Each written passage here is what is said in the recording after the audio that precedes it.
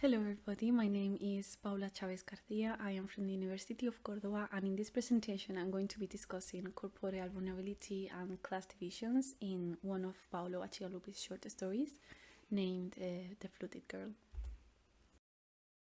First, I would like to introduce Paolo T Bacigalupi as an author because he's a relatively new voice in American science fiction and fantasy writing. He is best known for his debut novel, The Windup Girl, which was published in 2009 and which won several awards, including the Nebula and the Hugo Awards, both for Best Novel. He is also author of nonfiction essays concerning environmental issues, and he has been published in the journal High Continues and several newspapers, including the Idaho Statesman and the Albuquerque Journal. Throughout his corpus, Bacigalupi has used science fiction to explore the possible aftermaths of the environmental crisis, the potential dangers of a capitalist economy, and he also speculates about the possible effects of bioengineering. As I mentioned, this presentation is going to focus on the short story The Fluted Girl, which is collected in Pump 6 and Other Stories, published in 2008. For those who are not familiar with the plot, it basically narrates the tale of two twins, Lidia and Nia, who were sold by their own parents to the patron of a thief, Madame Belari, who stops their development before puberty using hormonal treatments, and she also designs and genetically modifies their bodies to turn them into musical instruments for show. So she trains the sisters for several years, and the short story reaches its climax when Belari exhibits them in a show for very elite and exclusive circles in order to trade them in exchange for her own financial and bodily autonomy from Vernon Beer, who is a figure who is more powerful economically than she is and constantly controls her and abuses her, as we will see later on. So this plot puts a very heavy focus on the body, and having a body implies being vulnerable to mortality, to the gaze, to the touch, to the violence of others. And in The Fluted Girl, this vulnerability is represented in different ways. Characters, both female and male, are vulnerable to violence, to sexual abuse, to constant surveillance, and even forced bodily modifications, depending on their economic situation. And it is also interesting to notice that in this short story, vulnerability and invulnerability do not exclude each other, as we would normally imagine. In fact, some characters are both the victim and the perpetrators of violence. They are subject to abuse from those who are above them, but at the same time abuse those who are just below them. So we could say that the side we're doing and being done to become equivocal. So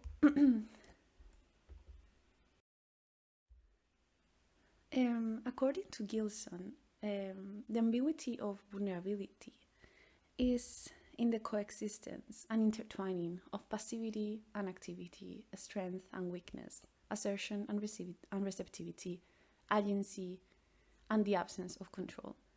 And this ambiguity and intertwining can be perceived very clearly in some of the characters, including Madame Belari, who is both the patron of the thief, but at the same time she is the object of investment of Vernon Beer, who is more powerful than she is.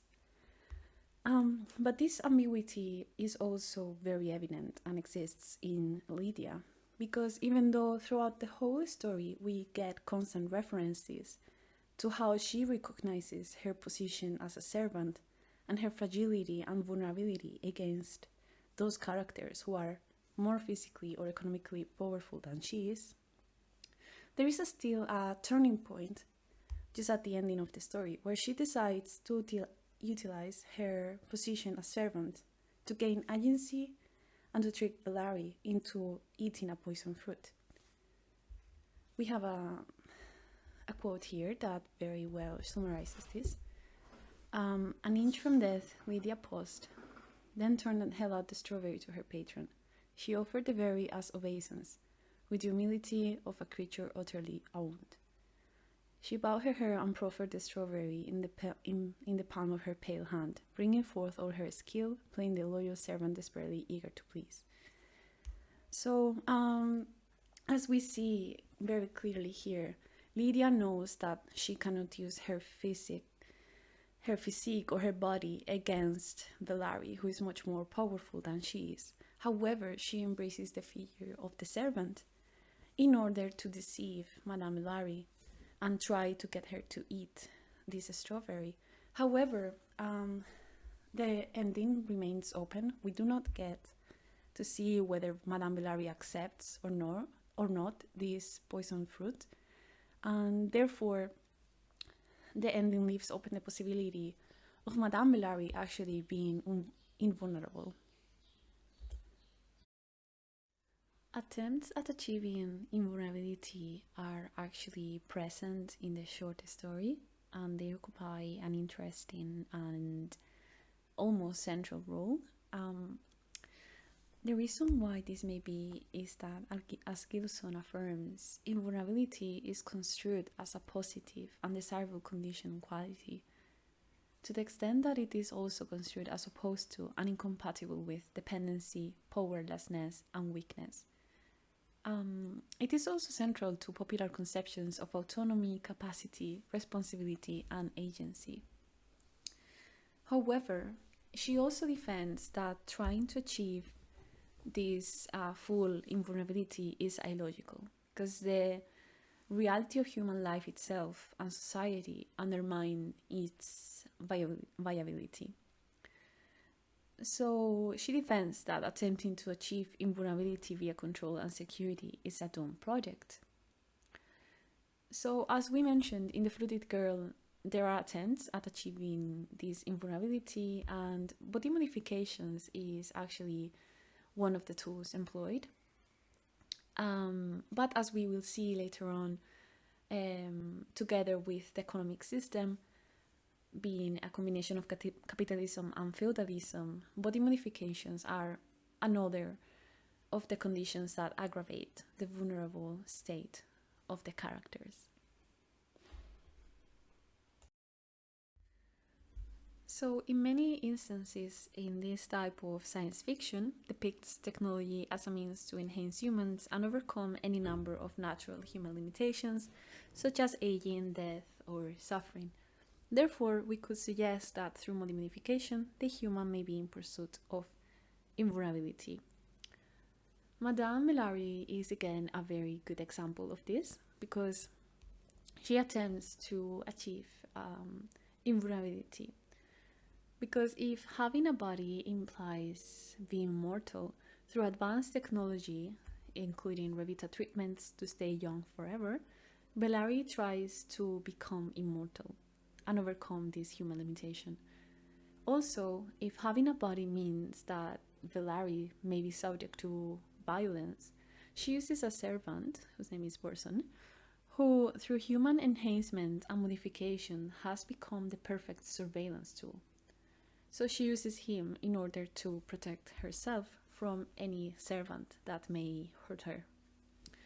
So, however, there is a downside to this, and it is that by trying to make herself invulnerable, Madame Belari actually exacerbates the servant's vulnerable condition. She constantly puts them under the constant gaze of Borson, his violence. He constantly brutalizes Lidia, for instance.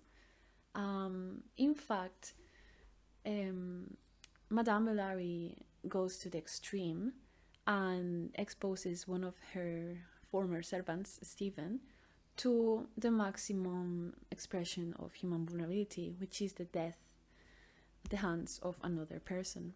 And in fact, not only that, but she cannibalizes him. She serves him as cold meats and for everybody to eat after she kills him. However, even though Madame Belari tries to achieve this invulnerability through different means, The fact is that the short story remains open with Lydia's attempt to poison her. Therefore, what the author may be pointed at is that advanced technologies, even they may help us, enhance us as humans, they do not grant or ensure that we will someday overcome these human vulnerabilities.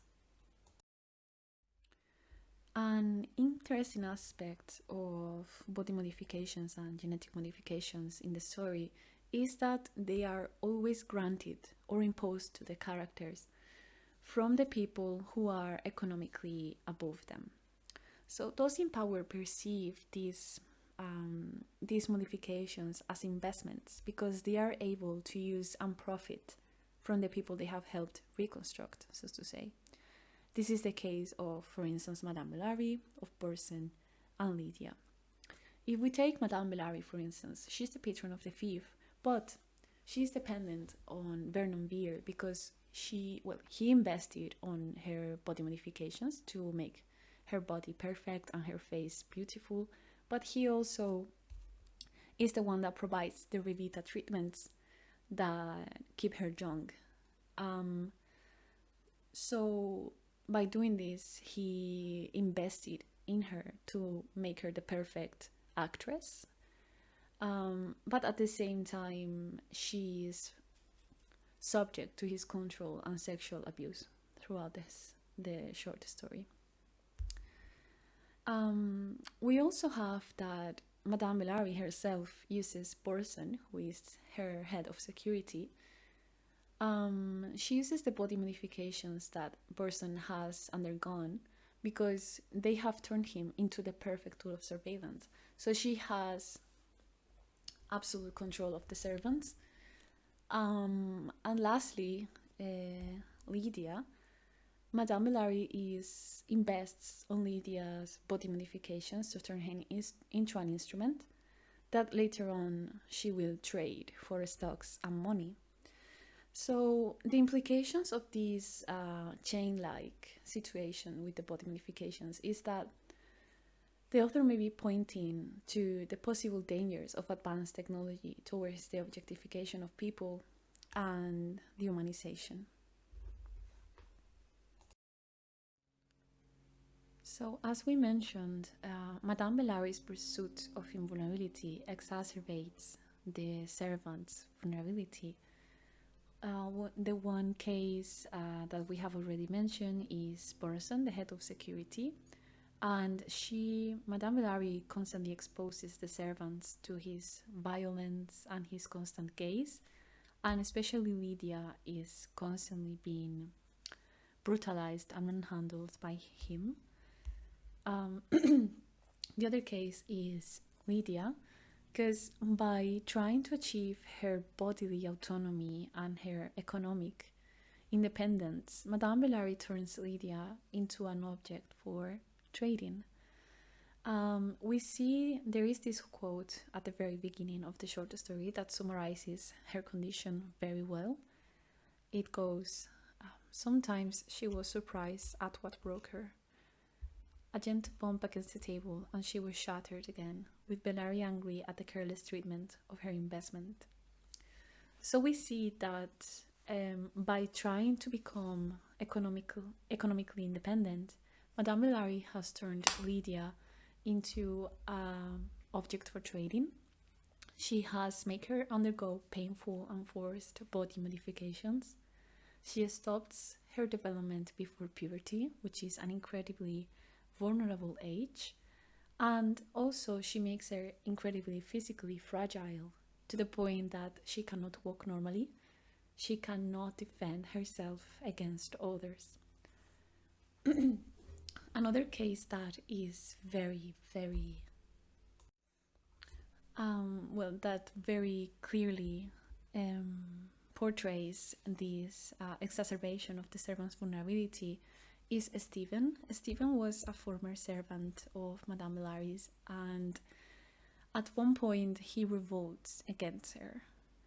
And as a result, Madame Belari, to establish her control in the thief and to show what happens when people do not follow her orders or do not comply to what she desires, she cannibalizes him and serves him as cold meat in the party where she tries to sell the twins. And of course she first sacrifices him and then she serves him to be eaten. So we see how by trying to become invulnerable, she worsens the state of everybody around her. So it has been discussed how there are at least two conditions that aggravate the vulnerability of the characters in the short story. One of them is the body modifications, and the other is what concerns us now, which is the economic system in the Fluted Girl. So in this short story, capitalism and feudalism are intertwined, and this may be interesting because in a short story that is supposed to be set in the future, the old system of feudalism is brought back and sort of reinvented. So if we see capitalism, there exist sharp class divisions among people, and people are vulnerable under those who are more powerful than them.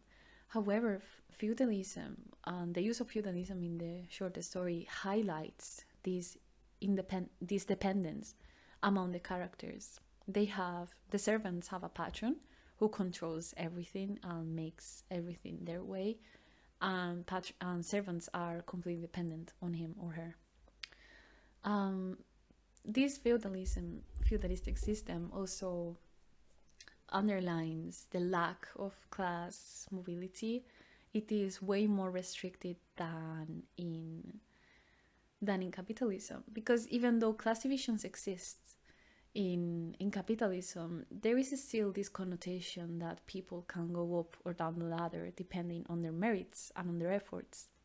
However, this is limited in a system where there is a patron who has absolute control over the servants. In fact, there is this maximum or this peak manifestation of human vulnerability under the patron when Stephen, who is a servant and questions Madame Belari's authority. The result is that he is sacrificed and then served as cool meat for other people to eat. So this mixture of capitalism and feudalism just shows how vulnerable people are in this sort of economic system.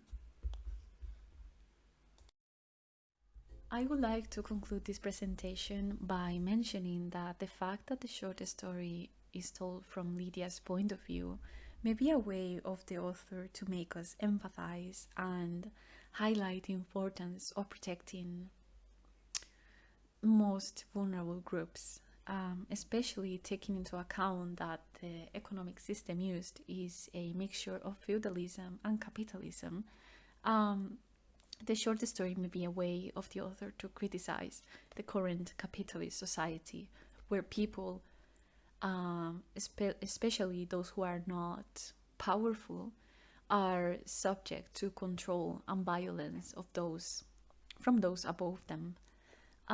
Also, by putting the focus on bodies that had been modified and engineered and enhanced genetically, the author may be speculating of the possible dangers of bioengineering and advanced technologies, especially of them being used to dehumanize or objectify people. So thank you very much for attending this presentation.